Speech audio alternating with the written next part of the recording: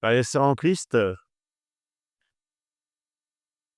nous avons un Dieu merveilleux, un Dieu de proximité, un Dieu qui s'intéresse à nous, un Dieu, un Père d'amour qui a compassion de ses enfants. Il a envoyé Jésus-Christ, son Fils bien-aimé, pour nous sauver, pour nous racheter au prix de son sang. Toute la gloire revient à Jésus-Christ. Nous allons voir une petite étude sur le sacrifice de prospérité.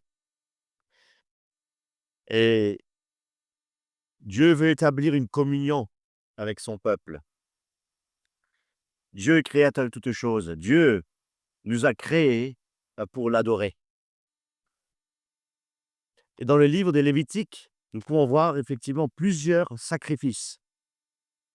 Au chapitre 1, Lévitique 1, on y voit le sacrifice, l'Holocauste. Dans Lévitique 3, on voit le sacrifice de prospérité. Alors, qu'est-ce que veut dire sacrifice de prospérité? Eh bien, ce qu'il faut déjà savoir, c'est que avant de parler de communion, il faut d'abord régler la question du péché. Eh bien, pour nous aujourd'hui, effectivement, c'est Jésus-Christ qui a réglé le problème du péché. Et nous rendons gloire à Dieu pour cela. Nous allons cet effet dans Hébreux, chapitre 10, verset 10. Alors pour cette étude, je prends la Bible Darby, la version Darby. C'est par cette volonté que nous avons été sanctifiés par l'offrande du corps de Jésus-Christ faite une fois pour toutes. L'offrande du corps de Jésus-Christ. Jésus-Christ qui s'est offert en sacrifice. Nous allons dans Romains, chapitre 5, verset 1. Ayant donc été justifiés sur le principe de la foi, nous avons la paix avec Dieu, notre Seigneur Jésus-Christ, par lequel nous avons trouvé aussi accès par la foi à cette faveur dans laquelle nous sommes, et nous nous glorifions dans l'espérance de la gloire de Dieu. Alléluia. Nous avons effectivement la paix, il dit au verset, l'apôtre Paul, au verset 5, verset 1 du chapitre 5, nous avons la paix avec Dieu par notre Seigneur Jésus-Christ. Amen. Par Jésus-Christ, nous avons la paix avec Dieu. Christ nous a réconciliés avec le Père. Alléluia. Et il nous a accepté le Père. Cette réconciliation était possible au travers Jésus-Christ de par son sang qu'il a versé. Il nous a réconciliés avec le Père par le sang qu'il a versé, le sacrifice vivant et valable pour toute l'éternité. Alors, il y a deux choses dans le sacrifice de Jésus-Christ.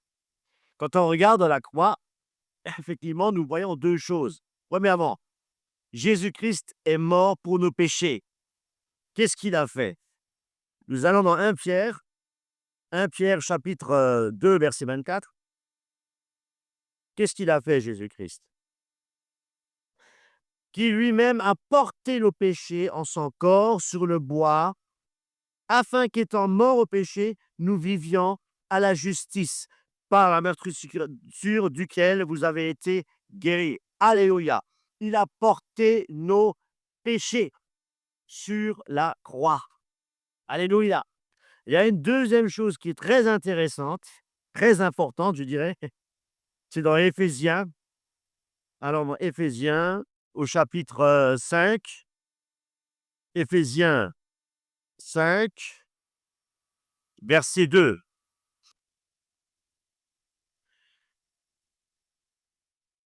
Soyez donc imitateurs de Dieu comme de bien-aimés enfants et marchez dans l'amour comme aussi le Christ nous a aimés et il s'est livré lui-même pour nous comme offrande et sacrifice à Dieu, écoutez bien, en parfum de bonne odeur.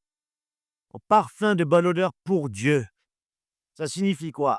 Ça signifie que Dieu ne voit pas seulement nos péchés effacés, il voit aussi toute la beauté de notre Seigneur Jésus-Christ, le parfum, la bonne odeur, de par son obéissance. Alléluia.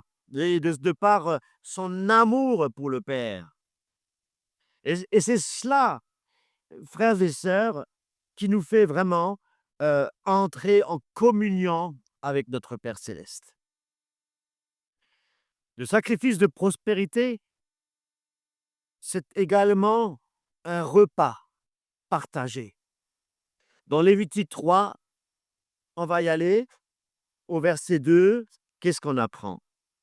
Lévitique 3, verset 2.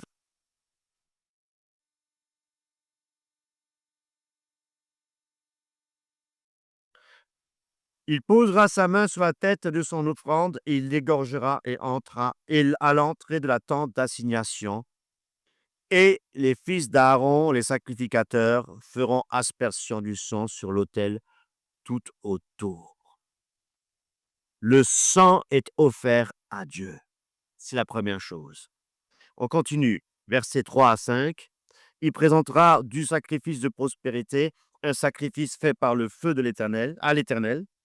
La graisse qui couvre l'intérieur et toute la graisse qui est sur l'intérieur et des 2 rognons et la graisse qui est dessus, qui est sur les reins et le réseau qui est sur le foie, qu'on ôtera jusque sur les rognons, et les fils d'Aaron feront fumer cela sur l'autel, sur l'holocauste, qui est sur le bois, qui est sur le feu. C'est un sacrifice parfait, une odeur agréable à l'Éternel. Une odeur agréable à l'Éternel. Donc, la graisse, elle a été brûlée pour Dieu. Voyez-vous? Lévitique, chapitre 7, verset 15. Et la chair de son sacrifice d'action de grâce, de prospérité sera mangée le jour où elle sera présentée. Et on ne laissera rien jusqu'au matin. Et si le sacrifice de son offrande est un vœu ou une offrande volontaire, son sacrifice sera mangé le jour où il l'aura présenté. Une partie était donc mangée par la personne même et par les sacrificateurs. Alors, c'était un repas partagé entre Dieu et son peuple. Qu'est-ce que ça veut dire? Dans Lévitique 17, 11, car l'âme de la chair est dans le sang, et moi je vous l'ai donné sur l'autel pour faire propitiation pour vos âmes. Car c'est le sang qui ferait propitiation pour l'âme. Voyez-vous? Il dit que le sang, quelque part, l'âme, c'est aussi la vie. Le sang représente la vie. Ça veut dire que le sang montre qu'une vie, euh, oui, a été donnée en sacrifice. Voyez-vous? Et dans les sacrifices, le sang a été offert à Dieu. Ça veut dire que une vie a été offerte à Dieu. La graisse, qu'est-ce qu'elle représente? Dans les sacrifices, la graisse, c'est la meilleure partie qu'on puisse offrir. Dans cette graisse, symboliquement, ça représente la force intérieure, ça représente la richesse de ce qu'il y a de plus fort dans l'animal. Eh bien, quand on parle de Jésus-Christ, quand Jésus-Christ, lui, s'est offert à Dieu, il a présenté la graisse, la meilleure partie de lui-même, parce qu'il a donné sa vie, parce qu'il l'a fait, il a donné toute sa force, il l'a fait par amour, toutes ses pensées étaient dirigées que vers le sacrifice pour sauver les hommes, pour sauver l'humanité, et il ne s'est pas donné à moitié, il s'est donné entièrement. Il a obéi entièrement à Dieu. Et c'est vrai que c'est pourquoi nous devons imiter Jésus-Christ. Nous devons nous donner entièrement au Seigneur. Entièrement. Nous allons dans Deutéronome, chapitre 6, verset 5. Il est dit: Tu aimeras l'Éternel ton Dieu de tout ton cœur, de toute ton âme, de toute ta force. Voilà comment le Seigneur Jésus-Christ nous montre l'exemple ici. il nous montre l'exemple au travers son sacrifice. Il n'y a pas il y a pas plus grand amour que donner sa vie, hein, en sacrifice. Il n'y a pas de plus grand amour. C'est l'apogée, frères et sœurs. Alors qu'est-ce que ça produit effectivement? Qu'est-ce que le sacrifice de Jésus-Christ a produit, hein? Ça a produit la joie. Le Père a été dans la joie parce qu'il a accompli pleinement la volonté de son Père. Et Jésus-Christ a été, oui, obéissant, la pureté parfaite. Et frères et sœurs, nous sommes vraiment invités à partager cette joie, la joie du Seigneur, la joie d'un Père céleste qui se réjouit de ce que son Fils a obéi, qui s'est livré, il s'est donné pour toi et pour moi au prix de son sang. Nous devons nous réjouir à cet effet de ce que Jésus-Christ a fait. Alléluia. Et nous voyons aussi, Dieu a établi la Sainte Seine, il a institué la Sainte Seine. Nous y allons dans 1 Corinthiens chapitre 11, des versets 23-26. J'ai reçu du Seigneur ce qu'aussi je vous ai enseigné, c'est que le Seigneur Jésus, la nuit, il fut livré, prit du pain, et après avoir rendu grâce, il le remplit. C'est ceci est mon corps, et ce qui est pour vous. Faites ceci en mémoire de moi. De même, il prit la coupe aussi, après le souper, en disant, cette coupe est la nouvelle alliance de son sang. Faites ceci toutes les fois que vous boirez en mémoire de moi. Alléluia. Jésus-Christ a institué la Sainte Seine, mes amis. Oui, la Seine, Jésus-Christ l'a instituée. Nous allons dans 1 Corinthiens chapitre 10, verset 16. La coupe de bénédiction que nous bénissons, n'est-elle pas la communion du sang de Christ? Le pain que nous rompons, n'est-il pas en communion le corps de Christ? Alléluia. La coupe est, c'est la communion du sang de Christ. C'est ça. Donc la scène n'est pas juste quelque part un symbole religieux.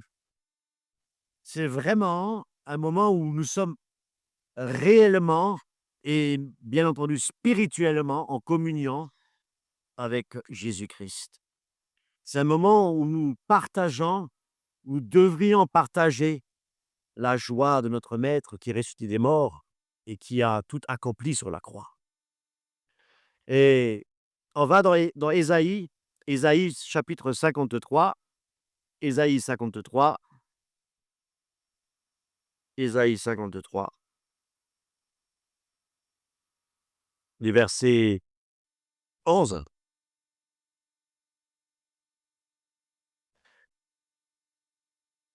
Et le plaisir de l'Éternel prospérera en sa main, il verra du fruit du travail de son âme et sera satisfait. Et sera satisfait. Il verra le fruit de son travail et sera satisfait. Alléluia. Hébreux chapitre 12, verset 2. Hébreux 12, verset 2. Hébreux 12, verset 2. Fixons les yeux sur Jésus, le consommateur de la foi, lequel, à cause de la joie qui était devant lui, a enduré la croix, ayant méprisé la honte, c'est assis à la droite du trône de Dieu. Voyez-vous, à cause de la joie qui était devant lui, il a enduré la croix. À cause de la joie, pour te sauver, pour me sauver, il a volontairement enduré la croix. Il a supporté la croix. À cause de la joie qu'il attendait, par son obéissance. Voyez-vous? Donc si la Sainte Seine est une réalité spirituelle, eh bien, frères et sœurs, notre communion avec la Seine, elle doit être prise vraiment avec un cœur d'adoration, avec un cœur purifié, avec un cœur régénéré. Quand on va dans Lévitique chapitre 7, verset 20. Lévitique 7, verset 20, il est dit: «Et l'âme qui, ayant sur soi son impureté, mangera de la chair et du sacrifice de prospérité qui appartient à l'Éternel. Cette âme-là sera retranchée de son peuple.» Voyez-vous? Nous devons prendre la scène avec un cœur régénéré, prendre conscience de ce que nous sommes en communion avec spirituellement avec le Seigneur.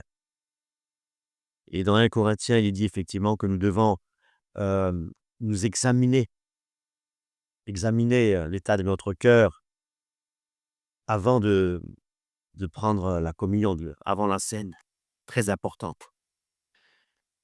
Allons dans 1 Jean, et s'il y a un péché, nous devons d'abord nous réconcilier. Ne prenons pas la scène avec légèreté, frères et sœurs. Elle a été instituée par le Seigneur. 1 Jean, chapitre 1, verset 9. Si nous confessons nos péchés, il est fidèle et juste pour nous pardonner nos péchés et nous purifier de toute iniquité. Voyez-vous, nous devons nous examiner d'abord. Et ensuite, nous devons venir à la croix, confesser nos péchés à notre Dieu. Et Dieu nous pardonnera. Voyez-vous, la solution, c'est de ne pas s'éloigner. C'est de ne pas refuser de prendre la scène. Oui, mais mettons-nous dans ces cas-là, confessant aussi nos péchés à l'Éternel. Et humilions-nous devant le Seigneur. Et prenons part à la scène. Cependant, frères et sœurs, nous devons faire très attention parce que nous devons rendre un culte qui est agréable. Prenons Jean, chapitre 4, verset 23. Jean 4, verset 23. Mais l'heure vient, et elle est maintenant, que les vrais adorateurs adoreront le Père en esprit et en vérité. Car aussi le Père en cherche de tels qu'il adore, en esprit et en vérité.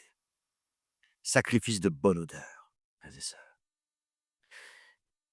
Au sein de l'assemblée, c'est vrai, on peut chanter des merveilleux chants, on peut jouer de la belle musique, mais attention, l'état de notre cœur. Si notre cœur est éloigné de Dieu, ou peut-être trop embarrassé par les choses de ce monde, on peut venir effectivement dans la maison du Seigneur avec un cœur partagé.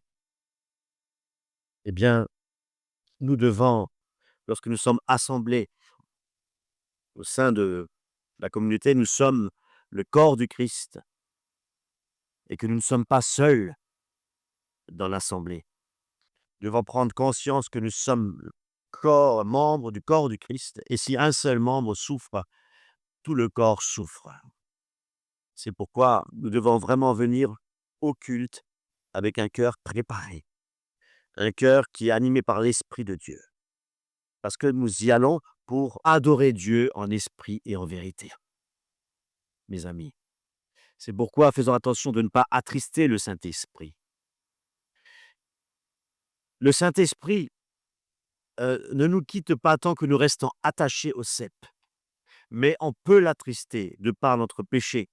Vous savez, dans le monde, chacun vit pour soi. Quand on n'est pas né d'en haut, lorsque nous ne sommes pas régénérés d'esprit, de l'Esprit du Seigneur, eh bien, nous vivons d'une manière égoïste. Nous vivons pour nous-mêmes. Mais ça ne doit pas être le cas dans l'Église. Dans l'Église, on ne peut pas vivre comme on vit dans le monde. Parce que dans l'Église, nous sommes liés les uns les autres et nous sommes chacun responsables devant Dieu. Donc, le sacrifice de prospérité nous enseigne beaucoup de choses. Premièrement, que le salut repose dans le sang de Jésus-Christ, comme nous l'avons vu, dans la communion avec notre Seigneur, que notre Dieu trouve sa joie en Jésus-Christ de par son obéissance, et c'est pourquoi nous devons également obéir à Dieu, Christ est notre modèle par excellence et nous sommes effectivement appelés à partager cette joie du salut. Et nous avons vu que le culte doit être agréable à Dieu en esprit et en vérité, et que la sainteté est notre mobile et est indispensable à la communion, pour que le corps du Christ ne soit pas divisé, frères et sœurs en Christ. C'est ça. Ne divisons pas le corps du Christ, restant réellement attachés à la main de notre Seigneur et notre Sauveur Jésus-Christ. Soyez richement bénis. Amen.